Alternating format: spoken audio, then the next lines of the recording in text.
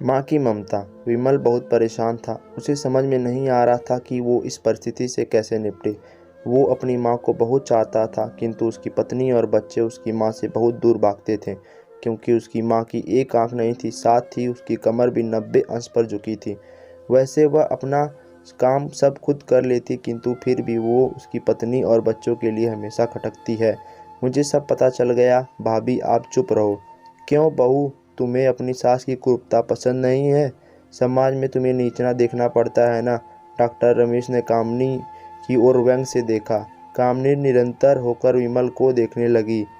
आज तुम जिस सामाजिक स्तर पर हो वो इन्हीं के संघर्षों की देन है। और बेटा विमल, तुम्हें शायद मालूम ना हो कि बचपन में जब तुम 1 साल के थे, छत से गिरने के कारण तुम्हारी एक आंख फूट गई थी और तुम्हारी रीढ़ की हड्डी में भी समस्या थी।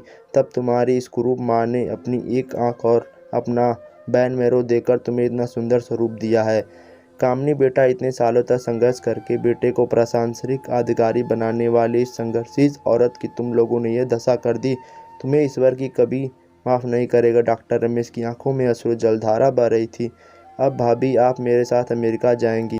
यहाँ इन स्वार्थी लोगों के बीच नहीं रहेंगी। डॉक्टर रमेश ने सरस्वती से कहा। विमल को तो काटो तो खून नहीं था। डॉक्टर रमेश जो उसके चाचा थे, उन्होंने जो राज बताया उसके बाद तो विमल को यही लग रहा था कि उससे ज़्यादा पापी इंसान इस दुनिया में और कोई नहीं है। वह दौड़ता गया और माँ सरस्वती के कदमों से लिपट गया। माँ, मेरा अपराध अक्षम्य है। मैं जानबूझकर चुप्पी साधे रहा, आपका अपमान करवाता रहा। अब सिर्फ आप ही इस घर में रहेंगी और कोई नहीं। विमल ने अग्नि दृष्टि से अपनी पत्नी और बच्चों को देखा।